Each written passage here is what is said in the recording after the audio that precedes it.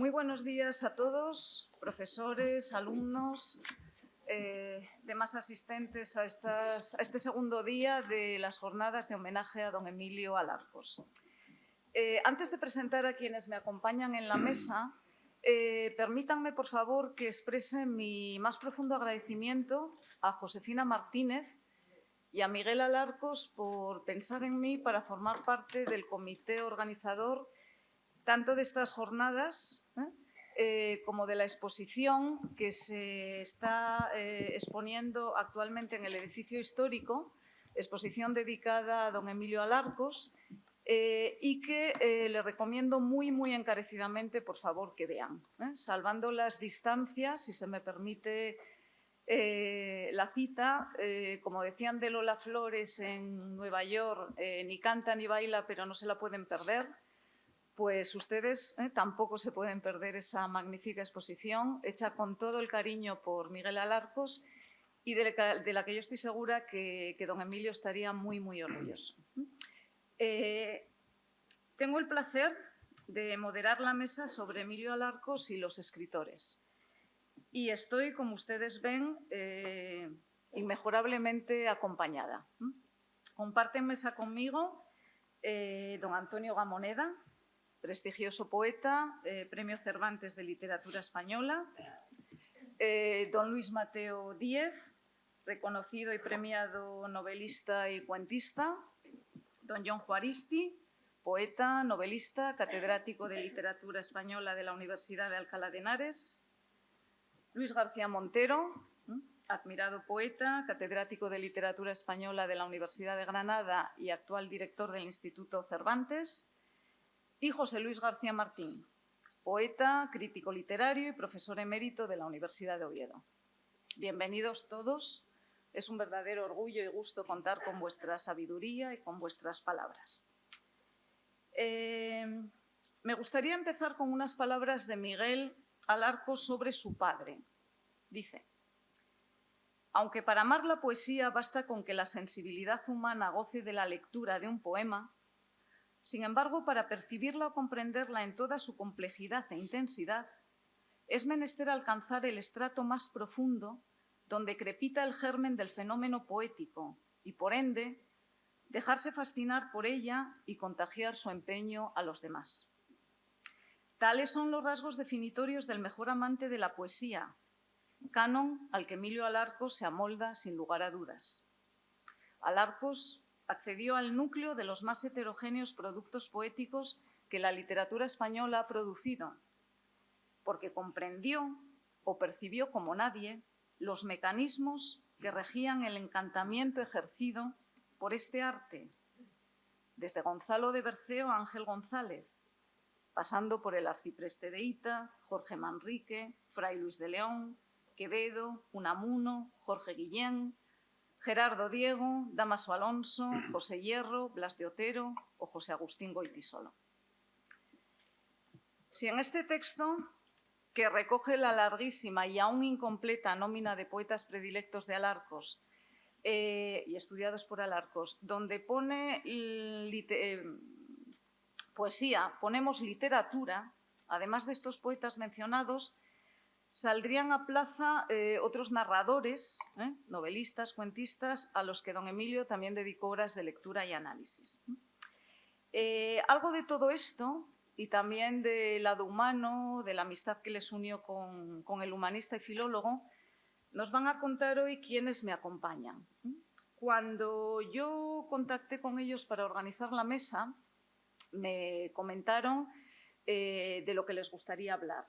Entonces, va a haber una, digamos, pues, parte más extensa, más larga, donde van a ir tomando la palabra y don Antonio Gamoneda nos va a hablar de la fonología y la poesía de Emilio Alarcos, Jon Juaristi nos va a hablar de lingüística y poética, Luis García Montero nos va a hablar de los estudios de Alarcos sobre Ángel González, José Hierro, Blas de Otero.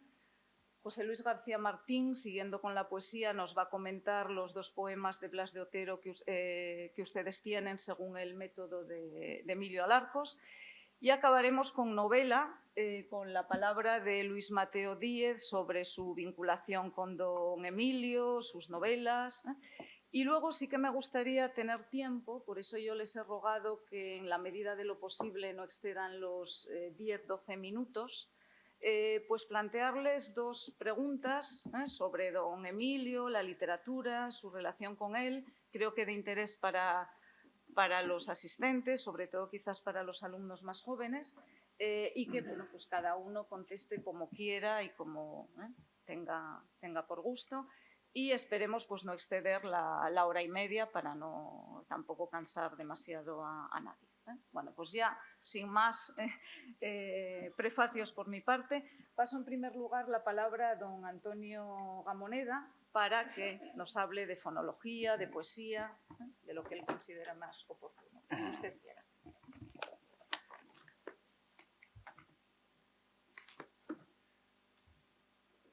Buenos días.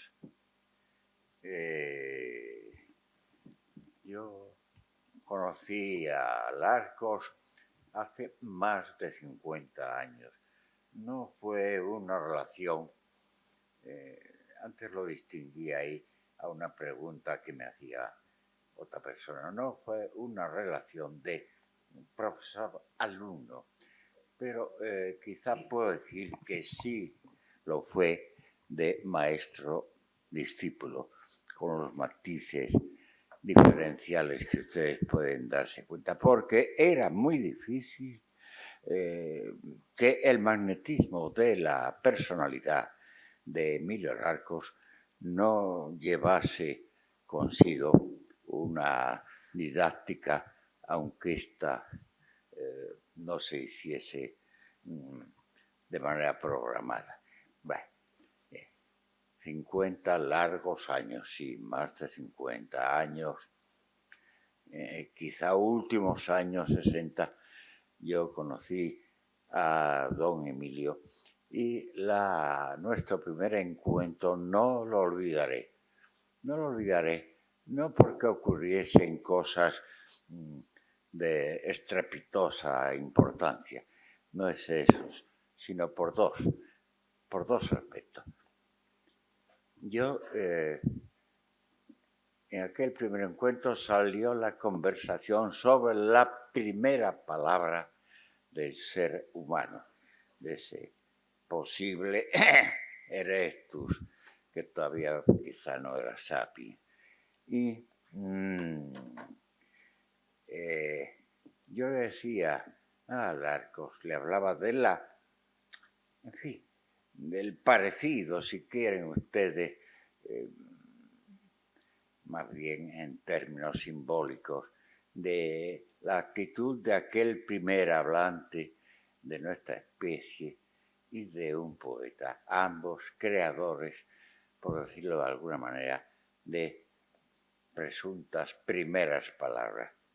Bueno, hubo nuestro pequeño intercambio de bromas respecto a esto y sí llegamos a dos conclusiones, las dos, claro, derivadas de la maestría de Larcos. Una, perfectamente olvidada, siendo una cosa facilísima. Y es que la base de la poesía, que se ha hecho silenciosa a través del accidente Gutenberg, la poesía es esencialmente oral, es decir, que no existiría nada que se pareciese a la poesía si no hubiera tenido su nacimiento y su persistencia, aunque se ha hecho silenciosa, en la oralidad. Bueno, esta comunicación ya es una enseñanza para mí, esa afirmación de algo sencillo pero olvidado. Y la otra, sorprendente ya, sorprendente no, pero sí personal e informativa. Bueno, yo estaba hablando con un gran lingüista, sí, pero en algún momento, como quien hace no una limitación, sino la definición de una manera de ser y de una vocación. Alarcos dijo, yo soy un fonólogo, una aparente limitación del campo de sabiduría. No hay tal sabiduría, porque a partir de esa afirmación, bueno, yo empecé a pensar sin saber, sin conocer ningún poema escrito de don Emilio, yo empecé a pensar muy pronto que si en la ciencia lingüística había una especialidad concordante con la poesía, esta era la fonología. Dense cuenta de que acabo de mencionar la base sustancial en la oralidad, es decir, necesariamente fonética de la poesía. ¿Ve? Un primer aprendizaje por mi parte con relación a Emilio Alarcos. Por aquella época, de los 6 o 8 años posteriores, él publicó su libro sobre Ángel González, me parece que fue el primero, a continuación el libro sobre Blas de Otero y otro libro como final. Esto podría empezar en el 69, por ejemplo, y llegar hasta el 76 aproximadamente. Ese tercer libro no era uno de los libros grandes. Bueno, sí era grande, pero no en su etiqueta bibliográfica de Emilio Alarcos, que era ensayos y estudios sobre literatura. Bueno, no era un libro, como digo, aparentemente grande, porque era más bien diverso, estaba fragmentado en estudios parciales, fueran de autores, fueran de aspectos literarios. Bien, pero en la secuencia de esos 3 libros, el de Ángel González, de Blas de Otero, y los ensayos y estudios, aparecen cosas que son auténticas creaciones, y lo son creaciones en el orden de la ciencia lingüística, y de alguna manera son premoniciones de un arco poético que pudiera cruzarse con el arco lingüístico, y se cruza de hecho. Por ejemplo, algo tan aparentemente sencillo como ya en el libro de Ángel, sobre Ángel González, ¿no? Dice que algo que resumido es que la construcción poética se da en secuencias sintáctico-rítmicas. La precisión sorprendente y reveladora está en esa reunión, en ese acercamiento deliberado de las secuencias sintácticas y las rítmicas. Bueno, yo no voy a decir en este sitio de saberes nada que pueda parecer científico al respecto, pero es cierto, por ejemplo, que según sea la configuración sintáctica, hay muchas posibilidades de que se modifique y se exponga de una manera o de otra la que diríamos configuración rítmica del poema. Es decir, que hay unas proximidades que Alarcos las iluminaba al reunirlas en sencillas fórmulas. En el mismo sentido está, por ejemplo, en que otra deducción, y esta podía ser del libro sobre Blas de Otero, es también. Parece que nos lo sabemos ya. Sí, pero hay que decirlo, ¿eh? Hay que decirlo para que se ilumine. Algo así como que la poesía no es lo que se dice, sino cómo se dice. Ese cómo, ensamblado en la articulación expositiva de Alarcos, tiene un valor de auténtica iluminación. Parece que nos lo sabíamos ya. Sí, claro, pero hay que ponerlo debajo de esa luz expresiva y comprensiva en que estaba capacitado para que se convierta en nosotros en una enseñanza, incluso en lo que podríamos decir una piedra de lo que sepamos. Bien, y siguiendo de esta manera, en este libro, tercer libro de los años 70, mediados de los años 70, ensayos y estudios sobre literatura, hay un aspecto que tenía anotado y que espero encontrarlo en esta sencilla hoja. Me anticipé antes porque era exactamente la reunión de dos nociones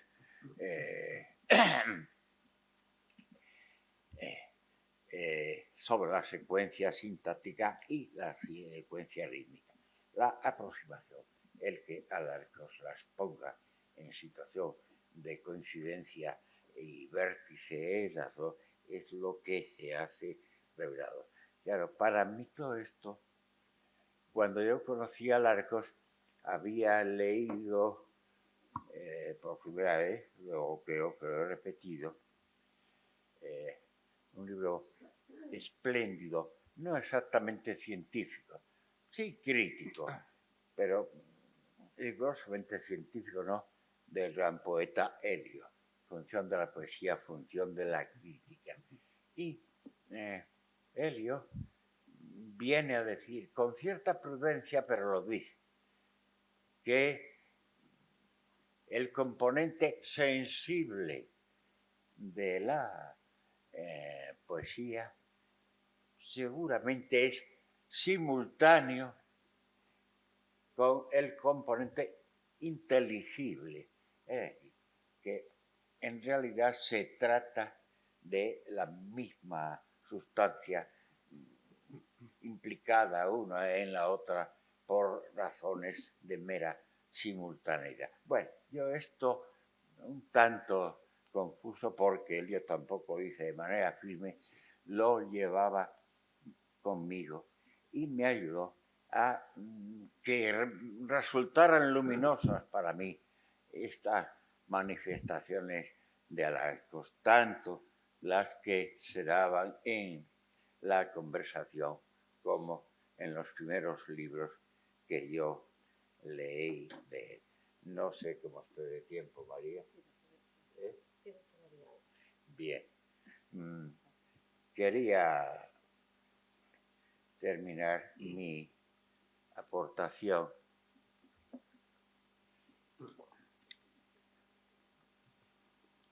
refiriéndome más directamente, parece que me incliné un poco del lado del Alarcos fonólogo. No es así, dado sospechando la identificación profunda que había en él entre fonología y poesía. La posibilidad de que pudiera ser un poeta informado por el lingüista y realmente muy posiblemente también un fonólogo iluminado por el poeta. Ambas personas coincidentes en don Emilio. Bien. La caracterización de Emilio Alarcos como poeta. Bien, yo he tenido otra ocasión que agradezco mucho y que en la cual pude extenderme, en cierto modo, sobre aspectos directamente poéticos. Bien. Pero ahora hagamos este flechado, hagámoslo mínimamente, por lo menos ya. He sabido que entre las preferencias de poetas de Alarcos estaba don Jorge Guillén y quizá con menos evidencia, pero sí con un gran reposo intelectual y sensible, estaba también Fray Luis de León. Bien, yo en el primer Alarcos, estoy llamando primer Alarcos a este heterónimo Navarro, él puso en marcha.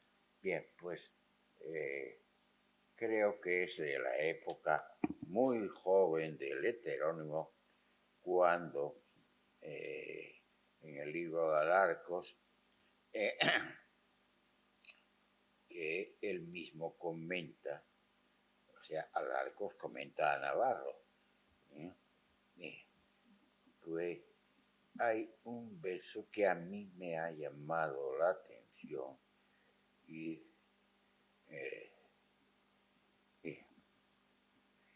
porque tiene, no una resonancia, no es exactamente una influencia reconocible por aspectos que pudiéramos decir configurativos y expresivos. No sé, la manera de evocar la realidad externa al poema, luego interiorizada, claro, para que se convierta en poema. Y también quizá,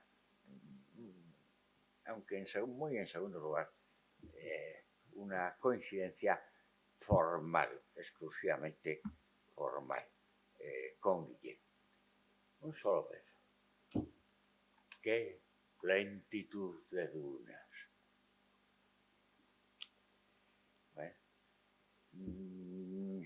No sería yo el más adecuado, pero a partir de este solo verso, quizá pudiera ponerse aquí sobre la mesa y ante ustedes buena parte del pensamiento poético, valga la licencia, de Alarcos. Me limitaré a, porque esta es una virtud poética, como el poeta Alarcos resemantiza, por decirlo de alguna manera,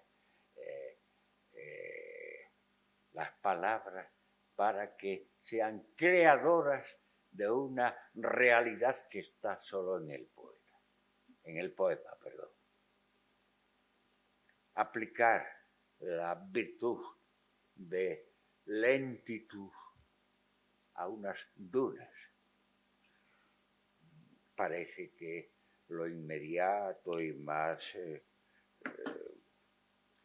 razonable, en el caso de la poesía tenga que ser razonable, sería pues, la altura, la vegetación.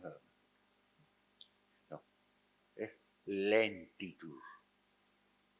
Pero esta lentitud apoyada sobre unas suaves aliteraciones de D, NN, TT. 3 fonemas de tipo dental. Si me equivoco, por favor. ¿Sí? Seguro que no.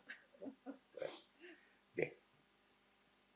Estos componentes sensibles, el fonema, la disposición, son los que originan la resemantización, lo cual nos lleva a una conclusión muy fuerte, y es que los aspectos sensibles de la poesía no solamente estos que he indicado, sino puede ser la rítmica, pueden ser otros los que son sensibles, aquellos a los que se refería también Helio, pueden modificar los significados, generar esa resemantización que yo les apuntaba antes. Bien, esta reflexión, podrían ser muchas más, se me separa a mí del ese único verso de Alarcos, y termino con otro verso que también es de la época juvenil de Navarro, como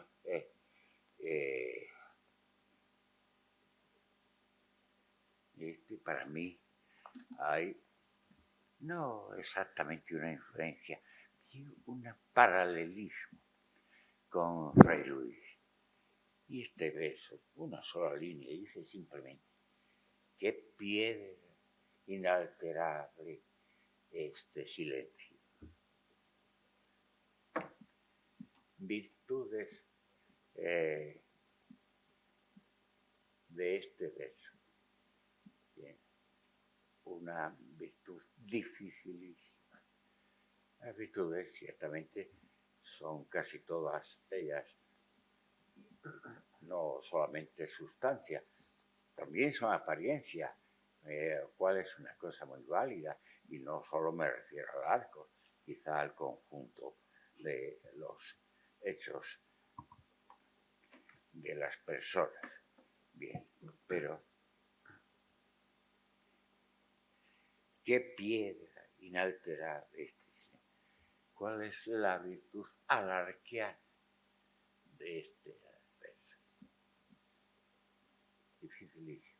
El no tener virtudes aparentes. Le proporciona precisamente algo que también está en Fray Luis, por eso yo hablo de proximidades, no hablo de influencia.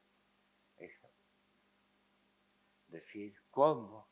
Si no hubiera ningún tipo de crepitación intelectual, ni siquiera fonética. Esa apariencia sí la hay, pero esa virtud de hacer el pensamiento poético que esta vez curse sigiloso, por decirlo así. Estas son virtudes resumidas del poeta Alarcos, que yo he querido emparentar. Que más da que haya querido yo, ya estaba bien emparentado él con el fonólogo Alarcos. Muchas gracias.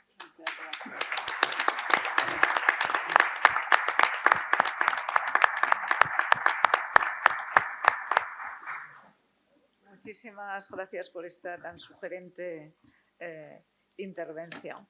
Tiene ahora la palabra Jon Juaristi para hablar de poética y lingüística y de lo que él estima oportuno, cuando quiera. Pues muchas gracias. Bueno, ante todo quiero agradecer a Josefina y Martínez su invitación para que yo participara en esta mesa redonda. Es un honor, digamos, compartirla con Luis Mateo Díez, con Antonio Gamoneda, con Luis García Montero y hasta con José Luis García Martínez. En cualquier caso, estoy muy a gusto, de vuelta en Oviedo, después de unos meses de ausencia, porque vengo ya con cierta frecuencia gracias a Josefina y a Cristina, entre otras cosas. Pero, en fin, yo voy a hablar del pensamiento de Emilio Alarcos, del pensamiento poético, del pensamiento de la reflexión de Emilio Alarcos sobre la necesidad de una poética como una parte indispensable, digamos, del estudio o de las disciplinas que se acerquen al fenómeno del lenguaje humano. Alarcos partía, como ustedes saben, de la necesidad de una poética deslindada de una lingüística, pero tanto la lingüística como la poética serían parte de ese saber. No sé si hablar de una ciencia lingüística, ya a estas alturas somos bastante menos optimistas, digamos, acerca del fundamento galileano de las nuevas ciencias humanas desde el siglo pasado. Pero, en fin, o sea, para empezar diría que hay un texto que para mí es fundamental en la obra de Alarcos como una especie de epítome o de resumen del pensamiento lingüístico-poético de Alarcos, y es un texto relativamente breve, publicado por la Universidad de Oviedo en 1989 y recogido después por José Luis García Martín en Eternidad en Vilo, en el conjunto de los escritos, digamos, breves de Alarcos en ese sentido. Y el texto se llama Literatura y comentario de texto, lo conocerán todos ustedes, supongo. Digamos, ahí hay digamos, una condensación y una concisión al mismo tiempo verdaderamente importantes del pensamiento de Emilio Alarcos. Emilio Alarcos nació el año 1922, como ustedes saben. El año 1922 fue un año muy importante, digamos, en la literatura europea. Antes ha hablado Antonio Ramoneda de Eliot. En 1922 se publica, como ustedes saben, The Waste Land, que es la primera obra importante de Eliot, La tierra baldía. Se publica el Ulises. Se publica una serie de textos bastante importantes, incluso en España, pues no sé, por recordar la leyenda de Alzate, de Pío Baroja, aparece ese mismo año. Hay un libro reciente, de 2017, de Bill Goldstein, que se llama, todavía no está traducido al español, pero se llama El año en que todo cambió. En 1922, digamos, la Europa que había salido recientemente en el 18 de la Gran Guerra, de repente, digamos, se encuentra con una realidad totalmente nueva, y también en literatura, digamos, aparecen cosas impensables o insólitas, digamos, hasta ese momento. Aunque tenían, digamos, ciertos precedentes después, pero eso es una cuestión de indagación filológica. En principio, el año 22 es un año importantísimo.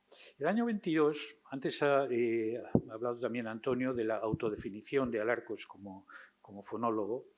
El año 22, el primer fonólogo conocido de la historia universal, digamos, que era Nikolai Trubetskoy, un príncipe ruso que se había exilado de la ya para entonces, digamos, Unión Soviética, y estaba viviendo en Austria en esos momentos. En el año 22, Trubetskoy, que por cierto es, digamos, un gran pensador, digamos, sobre la historia presente europea, tiene un ensayo magnífico sobre lo que había significado, digamos, la revolución bolchevique, donde predice ya de alguna forma, digamos, la aparición del nacionalsocialismo y de los fascismos.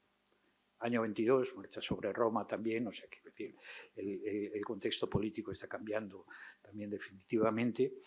El año 22, Trubetskoy, en Austria, entra en la Universidad de Viena como profesor, como catedrático, digamos, de lenguas eslavas, de lenguas y literaturas eslavas. Y, digamos, aparece con él, digamos, en la universidad, entra con Trubetskoy, la fonología, digamos, por primera vez. Trubetskoy es, digamos, uno de los fundadores, junto a Macesius, junto a Trac, etcétera, como ustedes saben, del Círculo de Praga, y digamos que a su vez hereda, a través de una serie de personalidades comunes con el primer formalismo ruso, hereda un poco la herencia del formalismo ruso de la década anterior, a través fundamentalmente de Jacobson, de Trubetskoy, etcétera, gente que habían sido, por otra parte, discípulos de Baudin de Courtenay. Pero, digamos, es un año, por tanto, fundamental. El año del nacimiento de Alarcos es el año del nacimiento de la filología también, como disciplina, digamos, universitaria.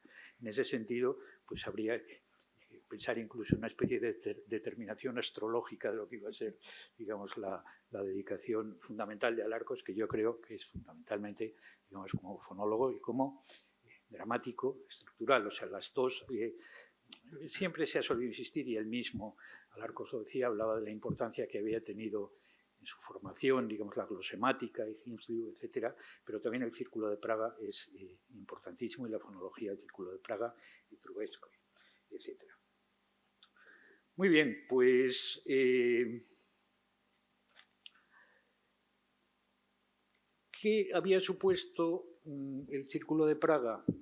El Círculo de Praga no nace, la fonología nace en 1922, el Círculo de Praga se demora un tanto, digamos, en su nacimiento. Nace, hay una fecha informal, que es el 1926, donde, digamos, ya los primeros formalistas de Praga comienzan a preparar lo que iba a ser su aportación el año siguiente, en 1927, al Congreso de La Haya, sobre los fundamentos de una nueva lingüística, donde intervenía mucho la fonología. En parte, digamos, esa propuesta del Círculo de Praga está heredada de Saussure y del curso de lingüística general, pero añade elementos nuevos. Realmente, digamos, los praguenses, entre los que había rusos, no solamente praguenses, como Jacobson y Trubetskoy, no habían leído en profundidad, digamos, a Saussure. De él tomaban, digamos, la idea del concepto de la lengua como sistema, pero en Saussure el concepto de la lengua como sistema es un concepto más bien, digamos, de tipo comunicativo, sociológico, etcétera, mientras que el concepto mismo de estructura de Saussure, los praguenses lo unen con la historia, e intentan, digamos, forzar un cierto estructuralismo histórico. De hecho, ellos sostienen, por ejemplo, cuando añaden a la noción de sincronía, que ya estaba definida anteriormente por Saussure, con referencia a la conciencia lingüística, añaden que la descripción sincrónica no puede excluir del todo la evolución, el fenómeno de la evolución. De alguna forma hay que integrar, digamos, la diacronía en la sincronía. Pues en cualquier estado de lengua coexisten en un determinado nivel, por lo menos, elementos sentidos como nuevos, como productivos, y otros que son sobrevivientes de un estadio de lengua, digamos, un estado de lengua más antiguo, sentidos o intuidos por lo menos como arcaísmos, como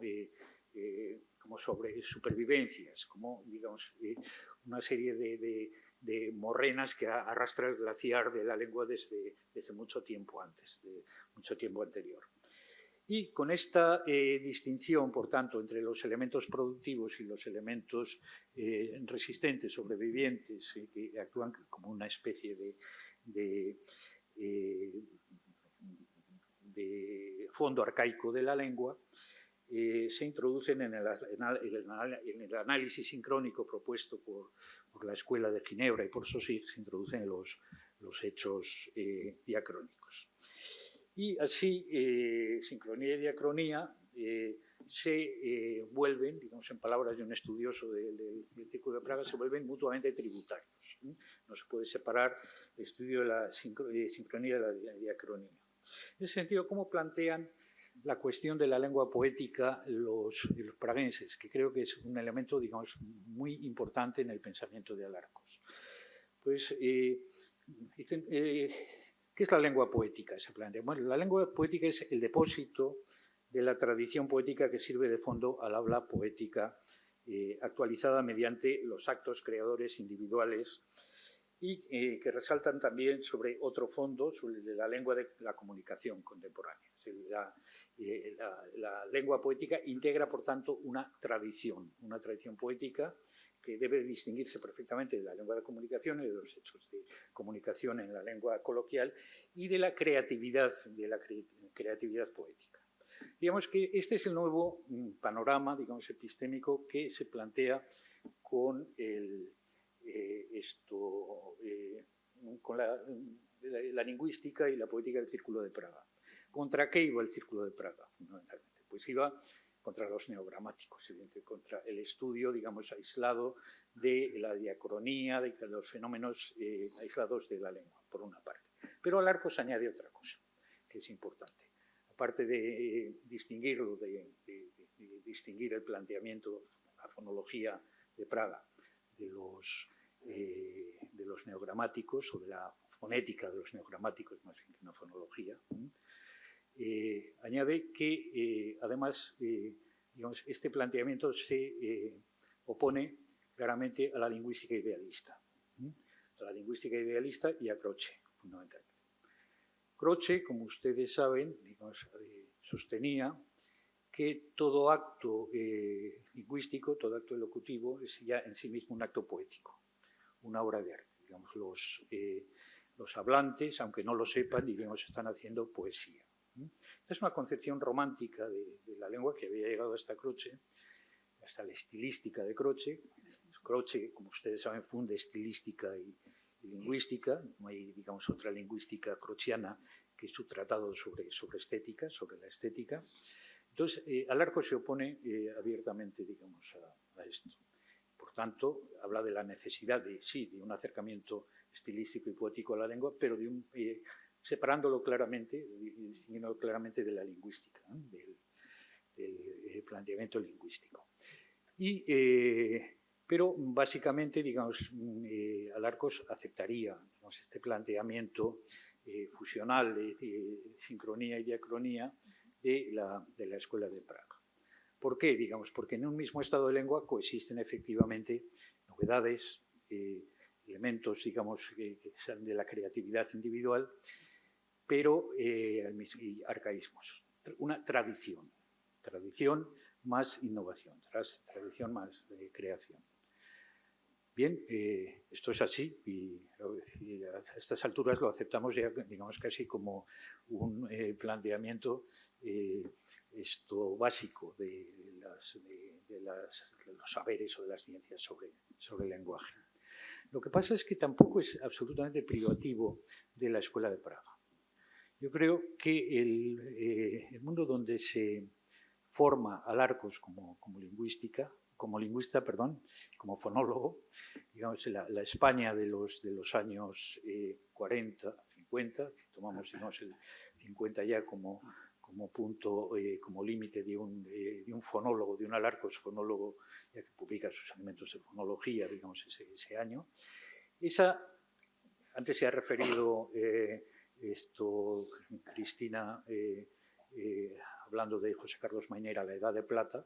Bueno, esa Edad de Plata ampliada, diríamos un poco, que llegaría hasta los años 40 o 50 en España, existe ya, digamos, un saber filológico que integra de alguna forma esta idea de la sincronía y más evolución de la sincronía.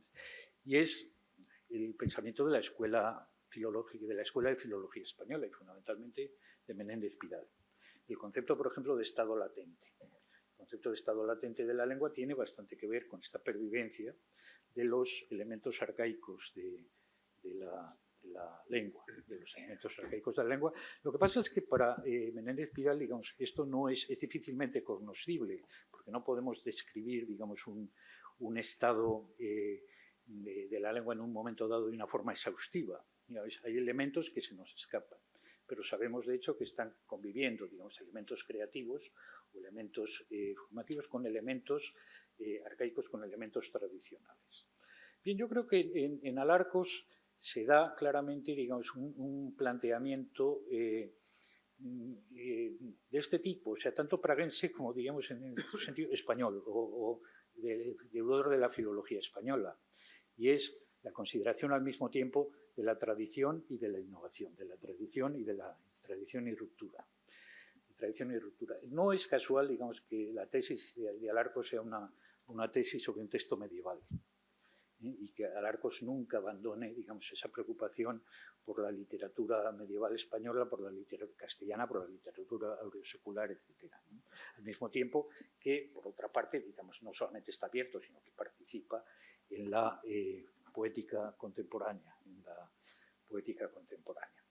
Por tanto, digamos, a la hora de definir de alguna forma la episteme de Alarcos, habría que tener en cuenta, digamos, no solamente, digamos, al Alarcos estructuralista, al Alarcos que innova digamos, que es el maestro realmente de la lingüística española de la segunda mitad del siglo XX, sino también, digamos, Alarcos, deudor de una tradición académica y de una tradición filológica española. Y con eso yo creo que terminaría mi aportación.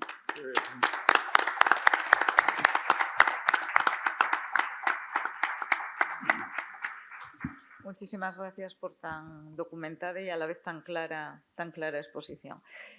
Paso la palabra a continuación a Luis García Montero.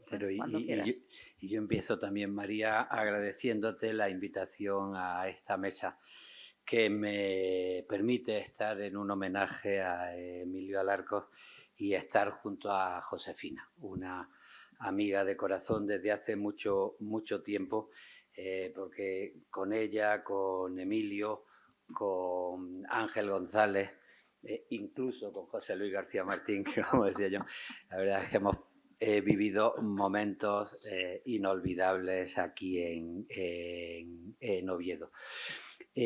Cuando se publicó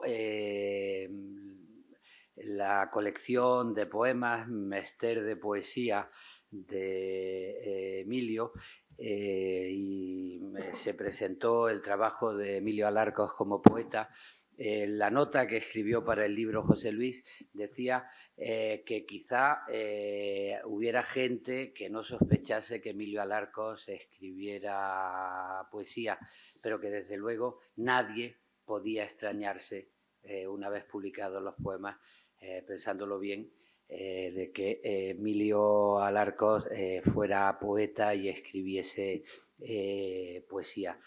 Porque en el trabajo filológico de Emilio Alarcos, el amor por la palabra era el amor de alguien que convivía con la poesía y con el origen de la lengua. Cuando uno empezaba a estudiar filología y se acercaba a la gramática estructural y empezaba leyendo en el prólogo a las distintas ediciones, este trabajo procura resumir las teorías gramaticales que se han abierto paso en lo que llevamos de siglo. Creo que la gramática es de 1951, ¿no? De que lo que llevamos de siglo, pues uno seriamente se acercaba a la ciencia gramatical, al estructuralismo, pero inmediatamente después ocurría algo que ya señaló en alguno de sus trabajos Ángel González, es que se descubría que dentro del rigor del conocimiento lo que latía era el amor por la palabra. Y eso para mí fue fundamental como estudiante porque cuando yo estudiaba empezaba a abrirse también una tentación cientifista de creer que dedicarse a las humanidades para ser riguroso había que ser científico aplicando un método parecido al de la química y la física, y alejándose de la tradición humanista que justifica nuestro trabajo como filólogos. Y la verdad es que el pensamiento general de Emilio Alarcos, su rigor en el conocimiento gramatical, fonético, lingüista, y su amor por la palabra, pues volvían a consolidar lo que creo que no debemos perder nunca, y es la reivindicación de un conocimiento humanista que no quiera imitar en rigores científicos de otro tipo de tecnologías que tienen que ver poco con lo que es una conciencia libre, analizando la cultura y analizando nuestro ámbito de entendimiento que es el lenguaje. En ese sentido, para mí, la figura de Emilio Alarcos es la de un pensamiento de la lengua dentro de la gran tradición humanista, y eso pues lo une directamente con la figura del poeta. De ahí que nadie, tenía razón José Luis, pueda extrañarse al leer la poesía de Emilio, de que él esté por detrás de todo su amor y su dedicación a la lengua. Al analizar en el prólogo de aquel libro la tradición literaria de Emilio Alarcos, Ángel González también lo ha hecho en algunos otros textos, en la Laudatio que escribió cuando nombraron hijo adoptivo a Emilio de Oviedo, o en el homenaje que se le tributó en la Universidad de Valladolid. Ángel señalaba que la tradición poética de Emilio Alarcos tenía que ver, por supuesto, con el conocimiento de los clásicos.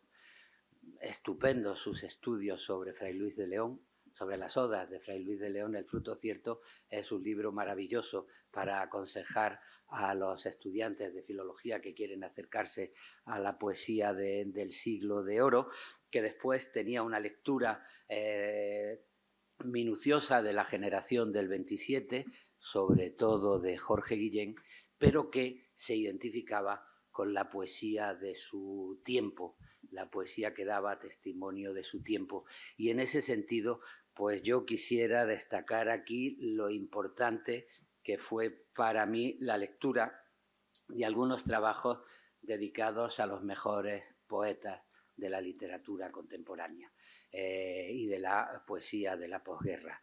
Empiezo por el libro que publicó en 1966 dedicado a la poesía de Blas de Otero, que es un libro donde analiza con su conocimiento lingüístico el papel de la expresividad material, de la expresividad fonética en la poesía. Lo señalaba antes Antonio en función de la crítica a función de la poesía, el libro de Eliot, introducido en España y traducido por otro de los grandes, Jaime Gil de Viedma, se rompió con la idea romántica de que la poesía es un discurso esencial que nace naturalmente. La poesía es algo que se construye.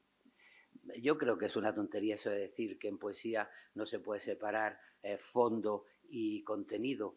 Claro que se puede separar, y precisamente el valor del gran poeta es aquel que al contenido sobre el que quiere hablar le encuentra el fondo y la forma sobre la que quiere hablar.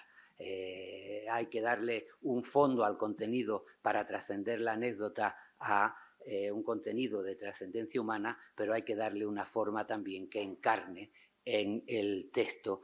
Y eso que lo analizó perfectamente Eliot en función de la crítica, en función de la poesía,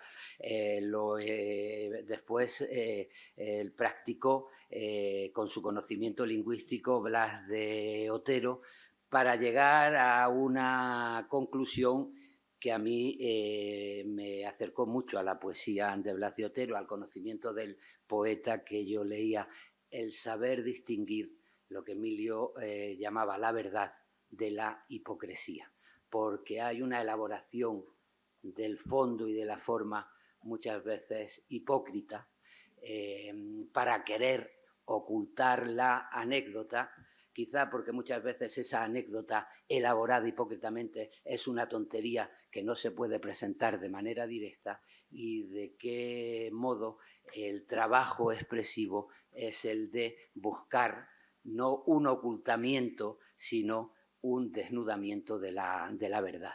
El texto en ese sentido sobre Blas de Otero y todo el análisis de sus poemas y de sus técnicas literarias eran una demostración de que la técnica literaria, el borrador, la corrección, están en favor de la verdad, porque la verdad nunca es un punto de partida, es un punto de llegada en la poesía, algo que se conquista a través del esfuerzo. Y eso es una lección que intenté aprender como poeta. Unos años después, en 1969, escribió su libro Ángel González, poeta, un libro que le dedica a Ángel cuando acababa de publicar su Palabra sobre Palabra en 1968, y es un libro donde desde el principio queda claro que hay dos elementos fundamentales que son el de la afinidad personal. Eran buenos amigos, y el del reconocimiento de la calidad literaria. Y viene a analizar la poesía de Ángel, la precisión expresiva de Ángel, su trabajo formal, para decir que todo eso cobraba valor cuando estaba al servicio de una poesía de testimonio.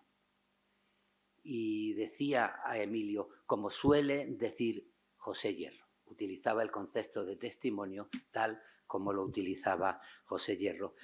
Yo creo que José Hierro es el tercer poeta de referencia para Emilio Alarcos, y a mí me gustaría, entre otras cosas, agradecerle, aparte de los ensayos que escribió sobre él, sobre el estudio de la poesía a la hora de descubrir los misterios de la vida, los ensayos que recogió después en Eternidad en Vilo, ese conjunto de estudios sobre poesía española contemporánea, pues me gustaría agradecerle aquí personalmente el esfuerzo que hizo para que se le concediera a Pepe Hierro el Premio Príncipe de Asturias en 1981. Porque las situaciones son complicadas y ahora hablar de José Hierro o de Blas de Otero puede parecer sencillo, pero antes recordaba José Carlos Mainer lo que le cayó encima a Emilio Alarcos por escribir en 1966 un libro de reivindicación de la poesía de Blas de Otero. Ha habido mucho antifranquista a partir de 1975, pero que hasta 1975 no abrieron la boca. Esa fama de rojillo que decía Emilio que había tenido alguna vez, pues se debía, entre otras cosas, a comprometerse con poetas como Blas de Otero o como José Hierro, que en 1981 consiguió el premio Príncipe de Asturias gracias al apoyo de Emilio Alarcos. Y no vamos a recordar aquí también los esfuerzos de Ángel González porque le dieran a Emilio el premio Emilio Alarcos y cómo, el premio Príncipe de Asturias, y cómo la candidatura desapareció de la noche a la mañana. Los tiempos cambian, pero es bueno reconocer en los momentos de dificultad el trabajo de la gente. Y en ese sentido, pues he anotado una de las frases de Ángel sobre Emilio, cuando dice: más que generoso, Alarcos fue pródigo en la entrega a los demás de su talento y de sus desvelos. Eso es lo que yo recuerdo de Emilio Alarcos en los momentos que tuve la suerte de compartir con él, de establecer la amistad con él y con Josefina, su generosidad a la hora de apoyar a la gente, a la hora de destacar el valor de la gente, a la hora de acompañar el trabajo de los que estaban convencidos de que la dedicación a las humanidades, a la lengua, a la poesía, representa lo mejor que tiene una cultura, lo mejor que tienen los seres humanos.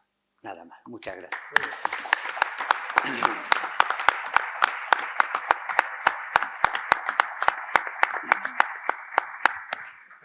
Muchísimas gracias a Luis por su brillante intervención, por ajustarse también escrupulosamente al tiempo. Muchísimas gracias. Cedo ahora la palabra a José Luis García Martín. Buenos días. Emilio Alarcos escribió mucho sobre poesía, sobre literatura, sobre lingüística, pero publicó pocos libros. No nos damos cuenta de esa circunstancia, y es que los profesores universitarios no escriben por lo general libros. Escriben libros alguna vez, la tesis doctoral, en alguna rara ocasión. El trabajo universitario se publica en actas de congresos, conferencias, textos diversos perdidos en homenajes a autores. O sea que durante los años 70 buena parte de la obra de Alarcos era desconocida, salvo muy pocos investigadores. Y una de las tareas que había que hacer con Emilio Alarcos, ya en vida suya, ya empezó él, es reunir esos trabajos dispersos, esos trabajos publicados a lo largo del tiempo en un volumen. Sobre Blas de Otero publicó el el punto de partida de su obra, en 1955, no en el 66, el discurso, y es el gran escándalo, y Benítez Claros dio una conferencia inaugural del curso académico y se publicó, como se publican los discursos de ingreso en la academia, etc., una acción restringida. Ese libro, el 55, luego se reedita en Anaya ya para el gran público, en el 66. Pero Emilio Alarcos sigue escribiendo sobre Blas de Otero. Blas de Otero, en el 55, era un poeta muy joven. No sé si tenía 40 años o no los había cumplido. Buena parte de su obra estaba por escribir, estaba por realizarse. Y Emilio Alarcos fue acompañándolo. Y esos otros trabajos se publican en esta revista de Letras de Deusto, en otros sitios. Y por eso, todo eso disperso hace que fuera necesario reunirlo. Y el último libro que publicó Emilio Alarcos en vida, creo que fue el último porque apareció en el 97, es este que preparé yo. En fin, sí, era muy interesante pues buscarlo, hacerlo, prepararlo. Es Blas de Otero. Blas de Otero, donde se reúnen los trabajos dedicados a Blas de Otero durante 30 años, desde el 55 hasta el 86, donde le dedica su último trabajo. Ha escrito cuando él murió, ha escrito muchas cosas. Pero la inercia que siempre hablamos de las cosas, de las primeras ideas, pues hace que yo creo que muchas personas hayan leído el trabajo del 66, pero no hayan leído lo posterior. Lo mismo ocurrió con el trabajo de Ángel González. Ángel González dedica un libro muy breve que sale en Arquivo, que se ve poco, pero sale en una gran editorial, que es casi como un homenaje privado. Ángel González, poeta, en esos años 60, en el 69, pero siguió escribiendo sobre Ángel González, siguió escribiendo muchas veces en muy diversas ocasiones. Me gustó mucho un encuentro que tuvieron los dos en la Caja de Ahorros, hablaban de la poesía de uno y de otro, un diálogo que sale en un libro raro de la Caja de Ahorros con fotos. El texto que leyó cuando le dan el premio Reina Sofía, estuve yo allí también en Salamanca, pues todos esos textos habría que reunirlos, y antes de este libro preparé también otro libro sobre Ángel González. Otro libro que también me temo que por esas razones la gente o los lectores leen el primero, pero no leen todo lo que fue incorporando. Pero, y esto viene a cuento de lo que quiero decir, el último trabajo que publica en este libro, el último trabajo del 86, es un trabajo muy curioso que a mí me interesa mucho y que sería interesante continuarlo. Se titula Crítica literaria en la poesía de Blas de Otero. Crítica literaria en la poesía. Porque los poetas también son críticos, a veces no en el trabajo que hacen alrededor de su obra, sino en la propia obra. En los poemas que dedican de homenaje a otros autores o recuerdos de lecturas aparecen elementos de crítica. Sabemos que la poesía de Blas de Otero, desde el principio, es una obra que utiliza el procedimiento de la taracea. Blas de Otero, hoy en día, si se le aplican los procedimientos que se le aplican, es una broma mía, a Pedro Sánchez o a Lucía Echevarría o cualquier poeta, sería un plagiario. Los periodistas desinformados y demás, que no saben lo que es la tradición literaria, y abundan mucho, pues enseguida cualquier coincidencia es un plagio de este. No, no es un plagio. Blas de Otero toma material ajeno, los poemas, los versos que se le quedan en la memoria, y los incluye en sus poemas, dándoles un nuevo sentido, jugando con ellos, hace taracea. Nadie que no conozca bien la literatura española puede disfrutar de la poesía de Blas de Otero.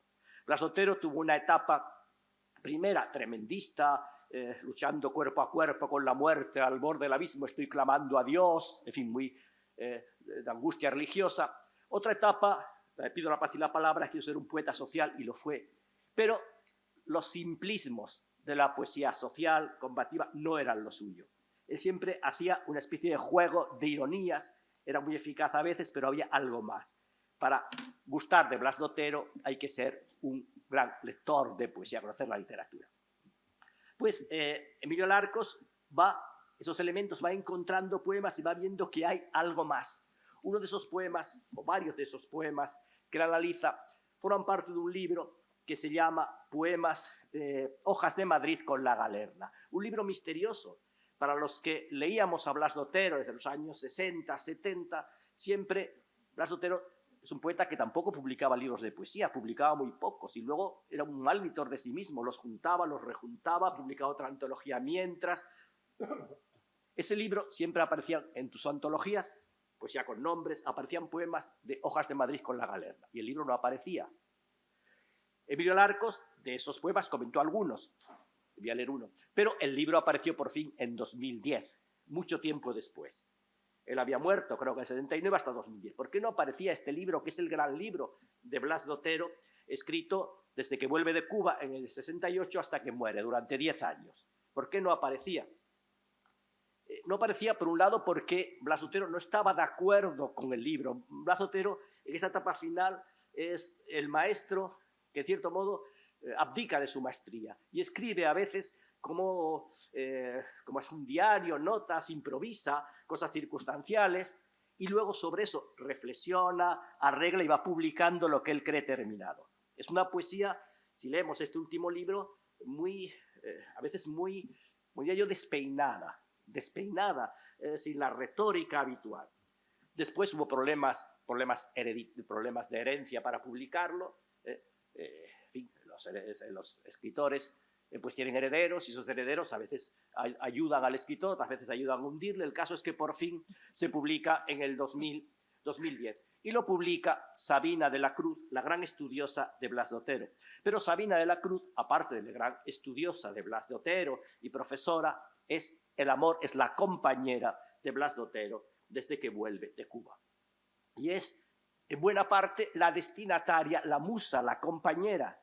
Entonces, en ese libro, es un libro de 10 años, muchos poemas, más de 300 poemas, y se habían publicado 166 o 160. La mitad estaba inédito.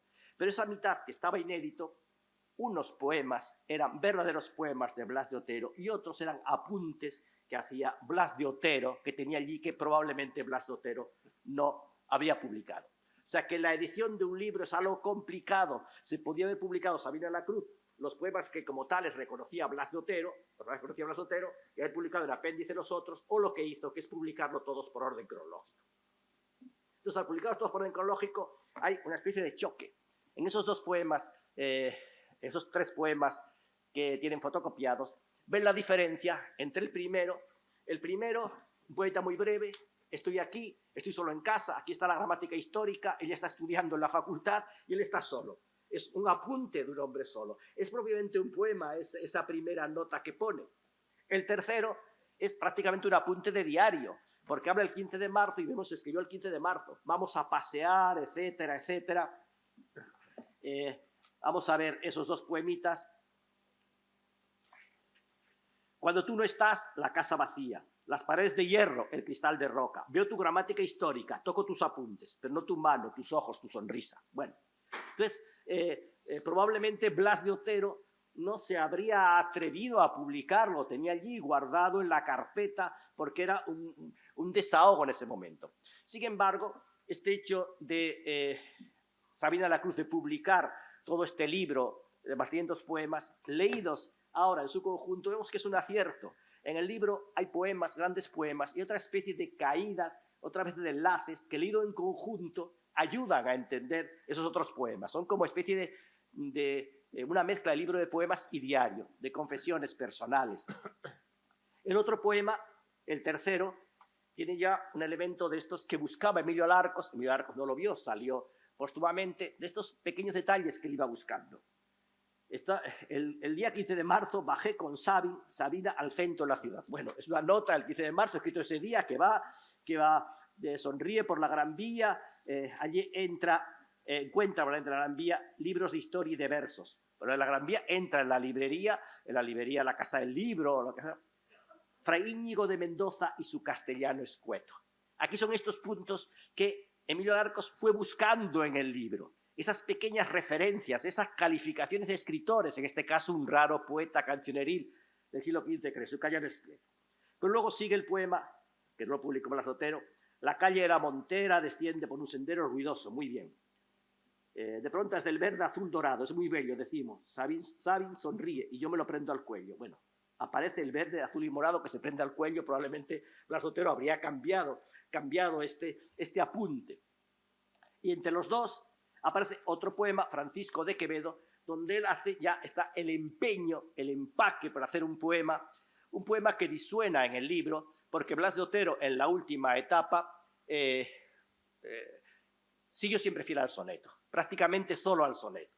El soneto, que es el rey de los decires, jugaba como quería con el soneto y dio muchas libertades al soneto, escribió sonetos de todas maneras, pero otras estrofas las dejaba. Y este poema es un poco extraño en la obra de Blas de Otero, es un poco extraño.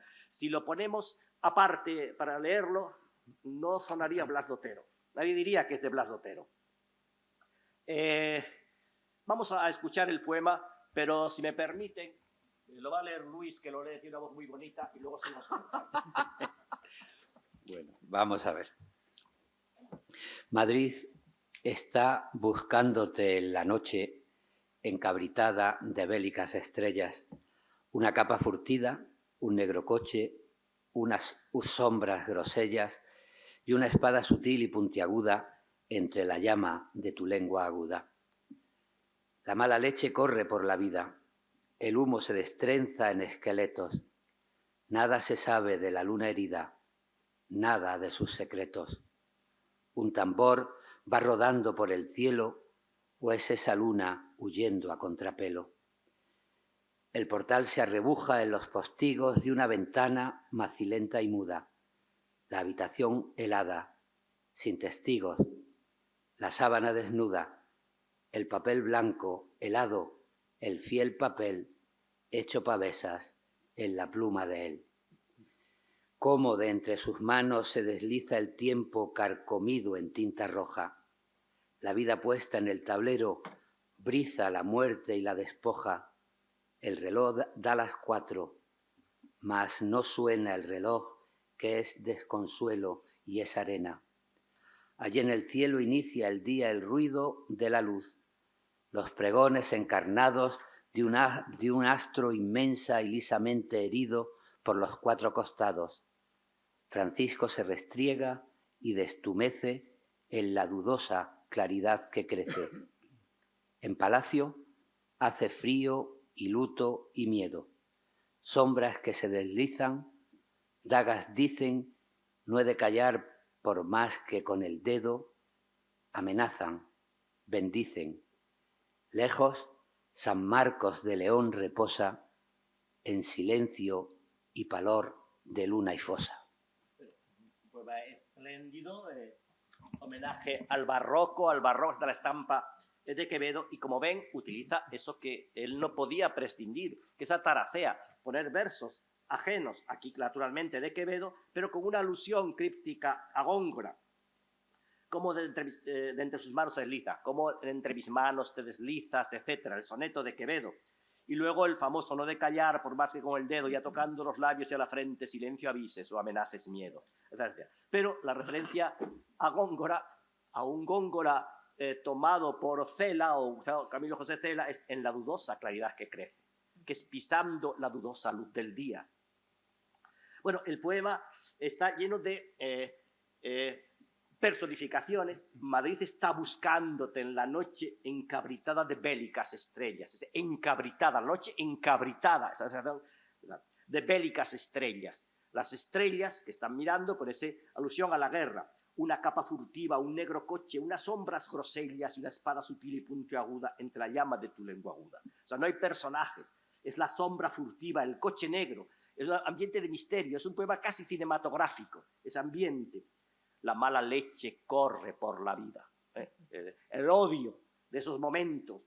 El humo se destrenza en esqueletos, estas imágenes un poco visionarias, el humo que asciende se destreza, se convierte como en las relatos fantásticos, ese humo se convierte en un esqueleto, se llega al esqueleto.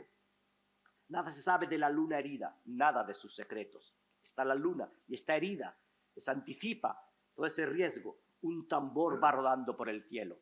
Una imaginería, también en cierto modo lorquiana, ese tambor, y alude también a la guerra, que va rodando el tambor, que llama. O es esa luna huyendo a contrapelo, la personificación, la luna escapa en esa noche temerosa. Y luego la ciudad, envuelta en sombras, misteriosa, la luna, las estrellas bélicas, y luego una casa, un portal, se arrebuja en los postigos de una ventana macilenta y muda. Sigue con la personificación, la ventana macilenta y muda. Sigue describiendo lo que hay dentro, como si la cámara entra por la ventana, la habitación helada, sin testigos, la sábana desnuda, el papel blanco helado, el fiel papel hecho pavesas en la pluma de él. La pluma ardiente que quema el papel, la llama de tu lengua aguda. Es esa llama la que hace pavesas el papel de él. ¿Sabemos quién es él?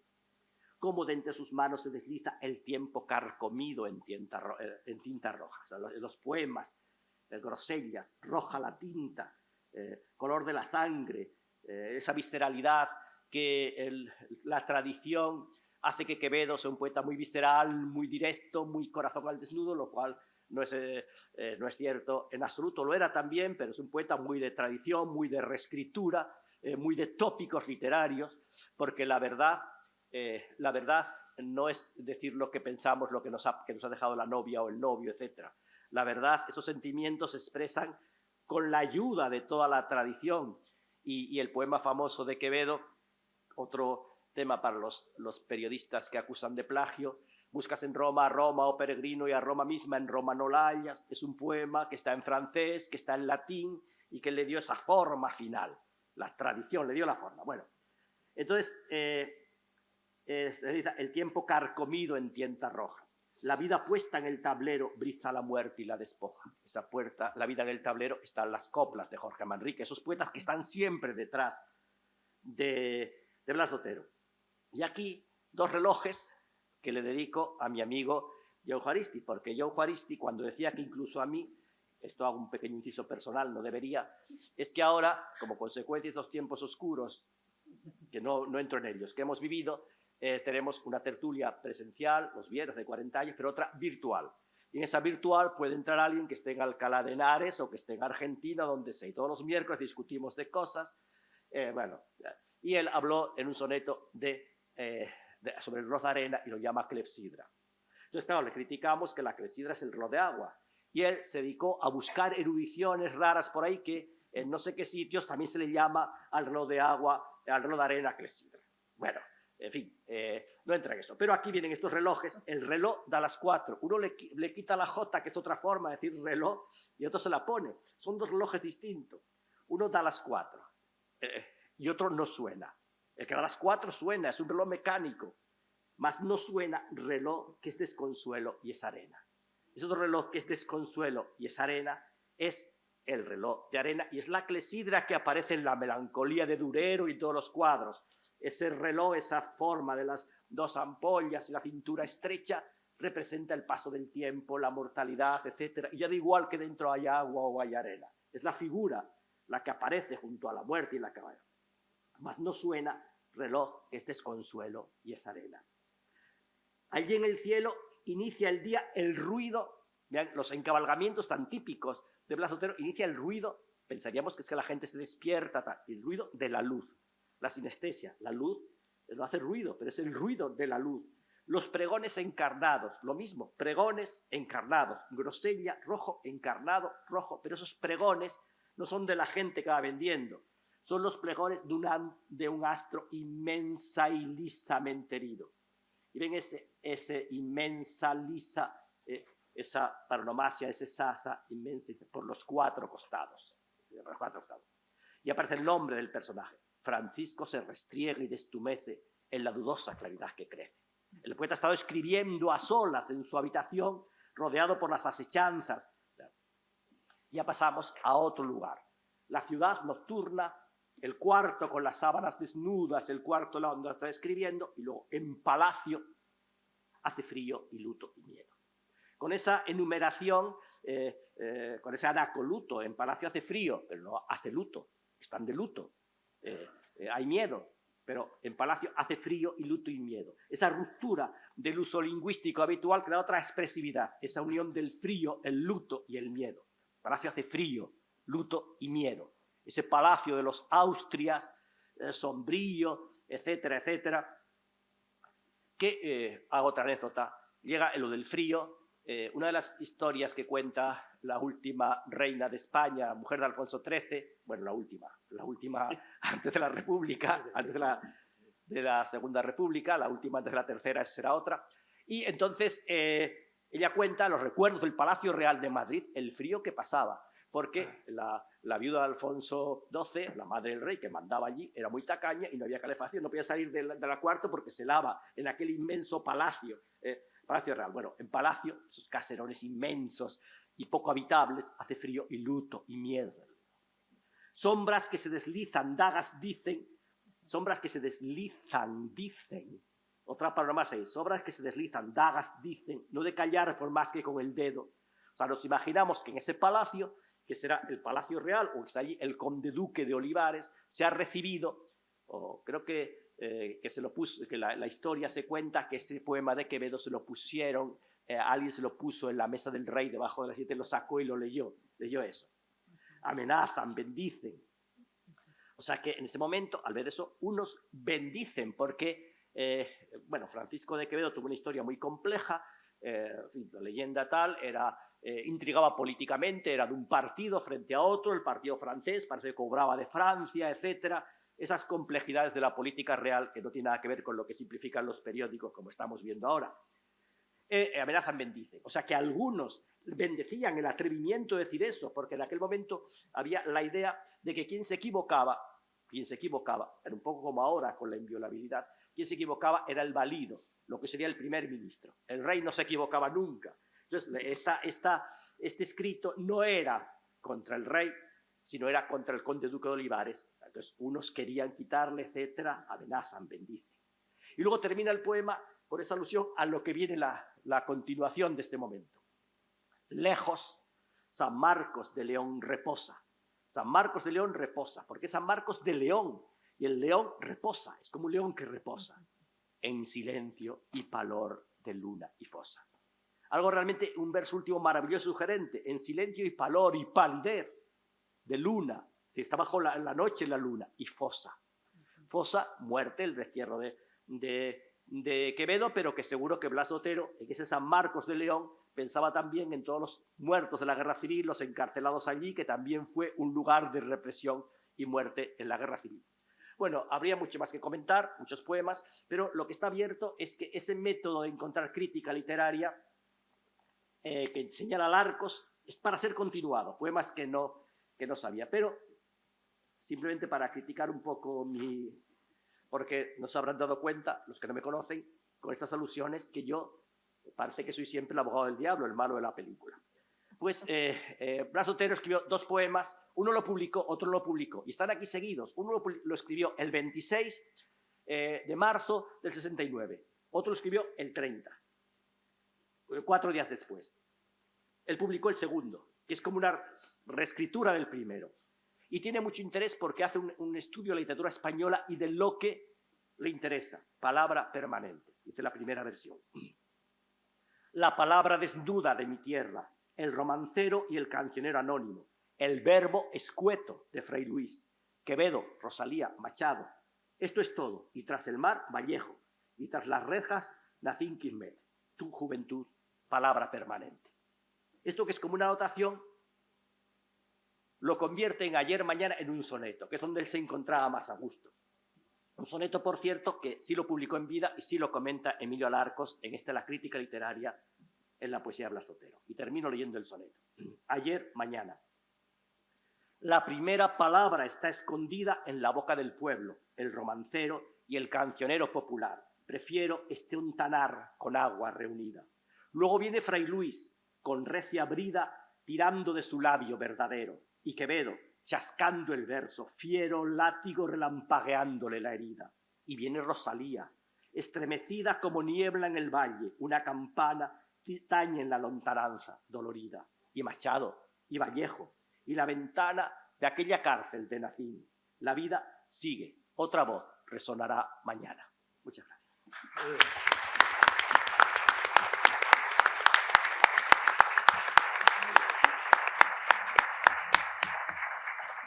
Muchísimas gracias, José Luis, por esta preciosísima intervención. Y ponemos brillante colofón ahora con Luis Mateo Díez, cuando quieras. Sí, muchas gracias, María. Gracias, como siempre, Josefina, por tu insistencia habitual y que hace que uno esté donde debe, que en esta ocasión es aquí, rememorando a Emilio. Me parece que había pasado un tiempo desde que yo asistía como jurado el premio Emilio Alarcos. Fue un premio que tuvo una trayectoria muy interesante. Encontramos allí novelas importantes que ahí han quedado, ¿no?, en la memoria de Emilio. Bueno, yo voy a hacer 4 cosas personales, particulares, que ponen de relievo mi vanidad. Como soy vanidoso, pues yo aprovecho las circunstancias públicas como esta, bueno, para barrer para la casa, ¿no? Decía Juan de Mairena aquella cosa de que si no tenéis maestros tenéis que inventároslos. Y esa idea de que los maestros, si uno no los tiene, hay que inventarlos, a mí siempre me conmocionó mucho. Pero yo he tenido la suerte de tener maestros. Inventé uno con unos amigos, pero bueno, aquello era para buscar algún tipo de divagación metaliteraria, esta cosa tan dura de pelar que se llama metaliterario. Mis maestros, uno de ellos intenso y al que le debo admiración y agradecimiento por su condescendencia, es Emilio, y otro paralelo a él y con una intensidad de grado a lo mejor más familiar es Ricardo Bullón. Ambos eran muy amigos y ambos suscitaron hace muchísimos años una coincidencia en unas jornadas en Laredo, en las que estaba también Darío Villanueva, donde aquello dio pie a una conexión mucho más potente y poderosa de amistad y de discipulaje. También estaba, por supuesto, Josefina. La verdad es que yo era un jovenzuelo. Yo lo del jovenzuelo, pues es lo que era, no sé. Yo tuve una infancia penosa, una adolescencia desgraciada y una juventud nada interesante. Y luego en la madurez hice lo que pude y ahora de viejo no sé ni dónde estoy. Pero aquel jovenzuelo, pues llegó a Oviedo, venía de Madrid por aquellos años 60, que había como muchas complicaciones. Bueno, yo huía de Madrid y además cuando llegabas a Oviedo, pues te iba a ver un señor a casa a ver por qué habías venido, un señor que era ahí como un policía disfrazado, no sé, cosas bastante desagradables, pero no tampoco tan dramáticas para que yo me ponga aquí ahora a contar nimiedades de aquellos tiempos. La verdad es que yo llegaba a Oviedo y sí que tengo que reconocer primero mi soledad absoluta y desde ya el conocimiento de una de las ciudades que a mí más hondo me han tocado.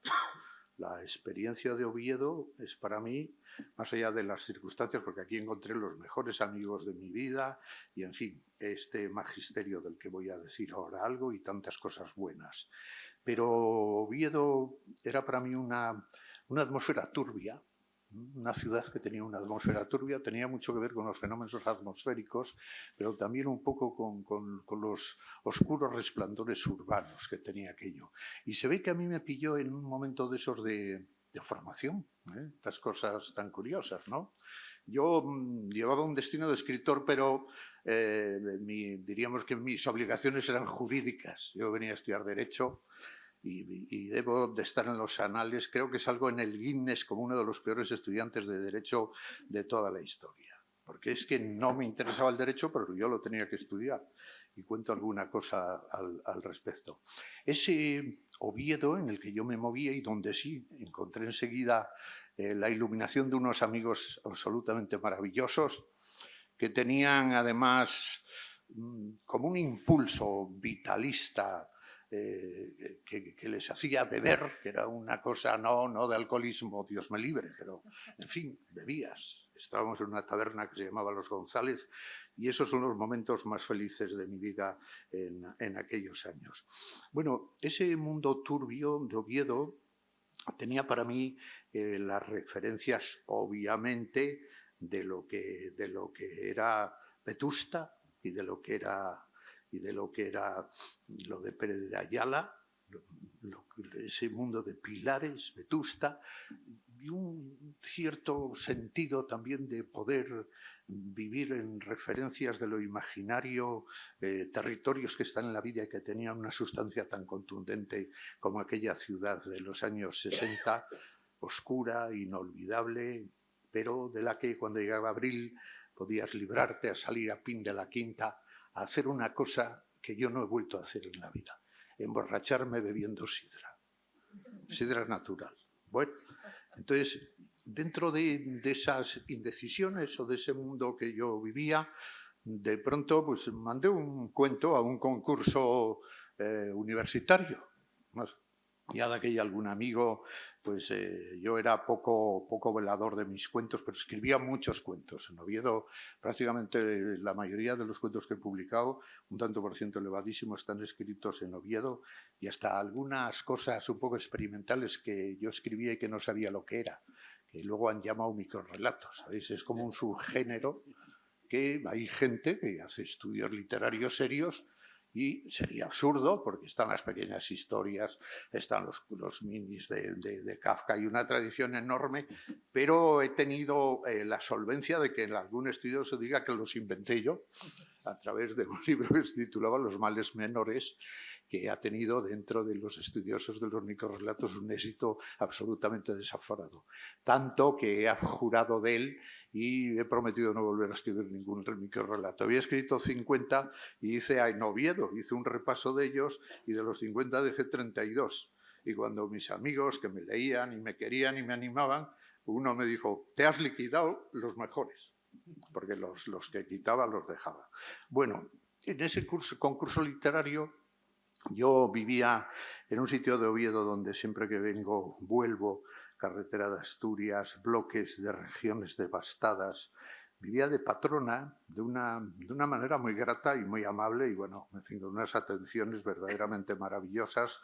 Y un día sonó el teléfono por la noche y me llamaron para decirme que me acababan de dar un premio y que por favor, si podía, fuera a donde estaba reunido el jurado. Yo me quedé un poco, en fin, encantado de la vida, me marché para allá y ahí estaba Larcos, estaba Gustavo Bueno, estaba Dionisio Gamayo Fierros y Josefina. Entonces, bueno, pues estar allí entre ellos fue para mí una gran satisfacción. Es curioso, tengo la idea de que era un cuento muy malo, pero no tengo ni idea de qué cuento era, ¿eh?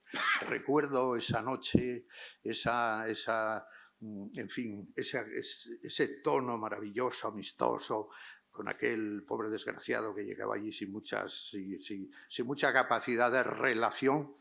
Y ahí entra mi conocimiento de Emilio. Entonces me deslumbró lo que me dijo Emilio. Yo no llevaba mucho tiempo todavía en la universidad, en Derecho. Obviamente conocía a Emilio por verlo, Josefina, yo qué sé, toda la gente que circulaba por... Bueno, en fin, todos los profesores que circulaban por allí. Y desde aquí yo entré como derivaba mucho y el derecho no parecía, aunque mi padre me ataba muy corto, no parecía que el derecho fuera algo con lo que yo llegara a algún sitio.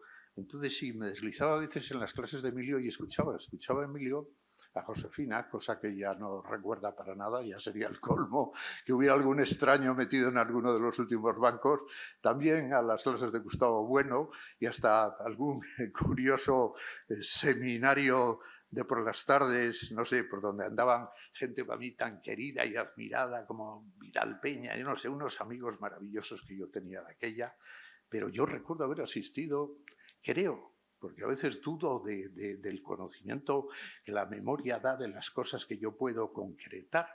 Creo que yo hice un seminario intenso sobre la ordalía. Puede ser, ¿verdad? Sí, puede ser. Yo creo que sí. Bueno, la imaginación de aquella ciudad que tenía para mí esa construcción de lo que podía ser vivir en lo real, lo imaginario de lo que eran Pilares, de lo que fue Vetusta, y luego de lo que fue una novela de la posmodernidad, de verdad que yo quiero recordarla aquí, porque es uno de mis mayores descubrimientos y tuve la ocasión de participar en un jurado para darla una distinción, que es una novela titulada Jugadores de billar de José Abello. Creo que es una de las grandes novelas que no sé si se ha reivindicado o no. Para mí sería como una coda de las grandes novelas sobre Vetusta y Pilares, la novela de esa juventud un poco perniciosa de Pepe Abello. Diríamos que desde ese punto perdido, a través de mi relación ya familiar y muy intensa con Ricardo Gullón, está mi conexión con Emilio, con Alarcos, con Josefina, y algún tipo de encuentro también un poco más casual en algún verano en Valencia de Don Juan, en los veraneos aquellos. Recuerdo que en aquel tiempo de Laredo tuve algún tipo de conversación literaria y Emilio me demostró mi interés por las cosas que yo hacía. No había ninguna referencia, a Dios gracias, de aquella circunstancia previa de aquel mal cuento que había ganado un mal premio universitario, pero sí que había en Emilio un tipo de lectura sobre las cosas que hacía yo y sobre todo sobre la fuente de la edad, donde él sé que en la lectura tomaba notas y quería hacer un pequeño ensayo sobre la novela. Es curioso porque ese tipo de iluminaciones de un lector tan interesante al lado de otras críticas que había tenido aquella novela, que tuvo un cierto éxito y demás, pues es curioso, y eso sí se me queda grabado a mí en el análisis, no en el análisis, porque eran conversaciones un poco a pie de playa o caminando o viendo o diciéndome, tenía una lectura cercana a él de la novela, sobre los elementos simbólicos que había en la novela. Eran detallar elementos simbólicos de los que yo podía tener una conciencia pues un poco más difusa, y que eran, desde luego, iluminaciones para mí absolutamente extraordinarias. Es curioso porque mucho tiempo después esto de los elementos simbólicos, que en fin, cuando hay estudios sobre tus cosas, ves que hay gente que tiene percepciones muy lúcidas de eso, y a mí eso me ayuda mucho, el contraste. Yo ahí veía, si queréis, eso que decía yo antes, de lo que es una actitud condescendiente de un sabio que te tiene un aprecio, o que tú ves que es alguien que admira o que quiere y pone de relieve aquello que estás haciendo cuando todavía eres pues no un escritorzuelo, pero bueno, un escritor que estás intentando velar las armas y llegar a algún sitio. Como esa condescendencia que se contrasta con la admiración está llena de un sentido que yo creo que en Emilio tenía, a lo mejor no lo he conocido suficientemente, un especial punto de vitalidad y de ironía. Una ironía querenciosa, un tipo de ironía en una lucidez amarga o un poco más negativa, que le daba a todo aquello una gran fascinación. Y yo sentía que en el aprecio que él podía hacer de aquellas cosas que iba conociendo de mí, él veía un cierto espejo de intereses suyos, y a lo mejor de conciencia, del sentido de las vidas, de algunas cosas de esas que él me suscitaba y me decía. Teníamos al lado en algunas de aquellas conversaciones, muchas y muy insistentes, y en algunos otros momentos, diríamos, la presencia de Gullón, de Ricardo Gullón. Y Ricardo Gullón, bueno, era como mi tío. Mi tío me tenía a mí un interés enorme y auspiciaba mucho todas estas cosas que podían decir de lo que yo estaba escribiendo, y sobre todo, claro, lo impagable que es haber encontrado esos maestros que son referentes iluminadores, pero que te abren el camino. O sea, que es una manera no de congraciarse, adularte, decir, ¡ay, qué bonito esto, Mateo, qué bien escribes! Esas cosas que no tienen ningún tipo de interés, sino abrir cosas, y abrir cosas a veces inquietantes. Yo recuerdo, en Emilio a lo mejor las ocasiones no fueron tantas, pero en Ricardo había muchas advertencias críticas verdaderamente honorables y que te hacían llegar a revisiones. Recuerdo haber estado con Ricardo 2 días antes de su muerte. Él murió una mañana, nada, se levantó, se cayó cuando iba al cuarto de baño y quedó muerto. Dos días antes había ido yo a su casa a darle cuenta de la resolución de un pequeño problema municipal que tenía él. Yo de aquella trabajaba en el municipio y no era un esplendoroso funcionario, pero sí tenía capacidad resolutoria, cosa que ahora no tienen muchos de los que nos gobiernan. Y sí, recuerdo que cuando me iba, estaba bajando las escaleras y Ricardo salió en la puerta y me dijo, Mateo, digo, tío, ¿qué pasa? Dice que mira a ver si cambias el final de esa novela. Mira a ver si eran las horas completas. No me acabo de convencer. Mira a ver si lo cambias. Recuerda lo que decía Borges, que las novelas no acaban nunca, que se pueden cambiar. Un poema no está escrito al 1000%. Y yo, no, Ricardo, sí, lo haré. No lo hice, porque yo sí que creía que era bueno el final, cosa que en este caso probablemente me equivocaba. Bueno, esas eran las condiciones y el ambiente y la atmósfera en que yo tuve en Alarcos, no sé, un maestro que yo podría decir, pero si yo no hubiera conocido a Emilio, si no hubiera conocido a Auguillón, yo no sería... ¿Qué tipo de escritor podía haber sido? ¡Qué desperdicio!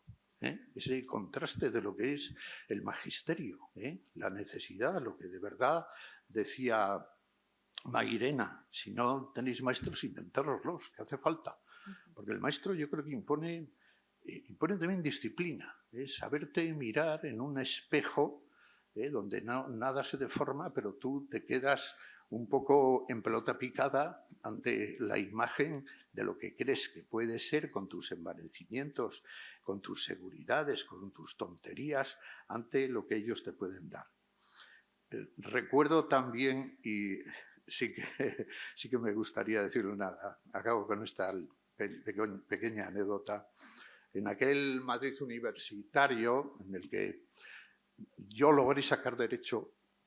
Todavía seguí naufragando, lo cual ya es el colmo, porque yo venía de Madrid huyendo de la quema, pero con muchas asignaturas pendientes. Yo era un repetidor.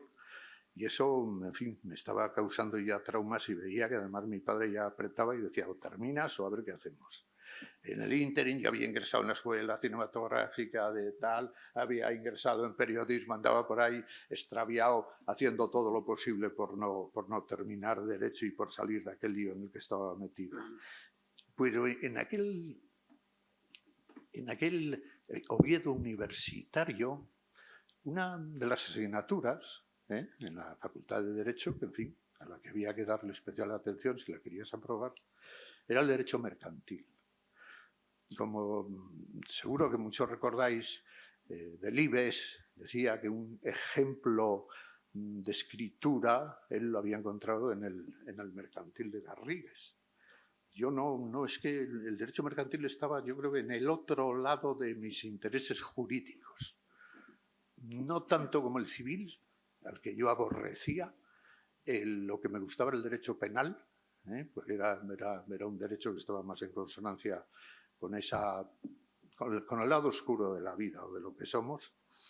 Pero en el mercantil había un profesor al que yo también debiera hacerle cierto débito, un poco de discipulaje, ¿no? Que era un catedrático que se llamaba... ¿Dónde lo tengo yo? ¿Cómo se me puede olvidar a mí? Era un catedrático así. Bueno, daba mercantil Aurelio Menéndez. Creo que acabó siendo ministro, Aurelio. Por este tipo luego de coincidencias de la vida, yo, tiempo después, conocí a Aurelio en Madrid, en casa de unos amigos, y resulta que era una persona que me demostraba una gran amistad. Era por eso lo remito, lo que es un poco el magisterio, en alguien tan distante, tan seco, tan especial, tan sabio en aquello.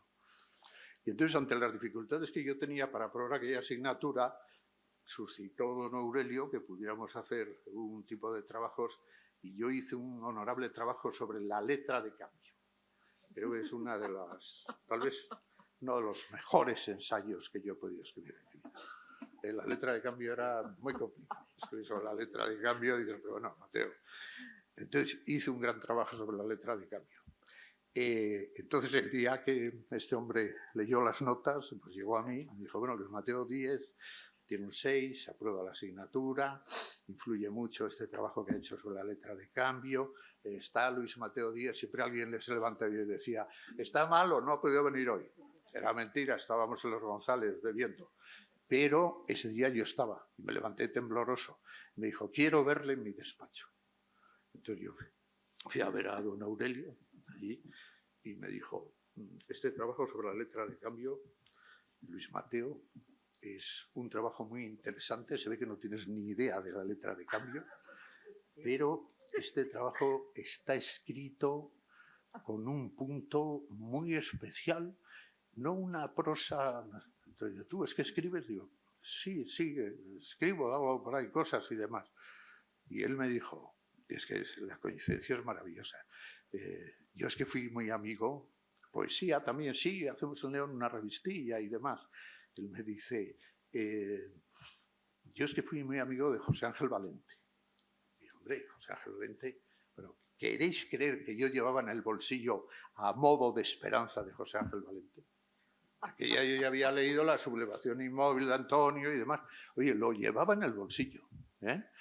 Había ganado el premiado Nice y entonces yo dije, mire, yo, claro, es que Valente es uno de los poetas que más me gustan a mí.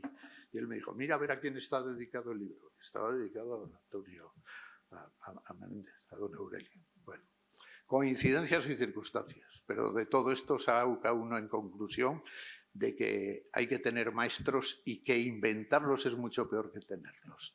Muchas gracias.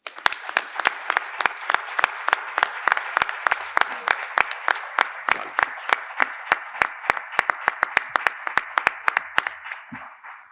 Bueno, pues estarán ustedes de acuerdo en que después de estas brillantísimas intervenciones ya sobran mis preguntas, de las que les eximo.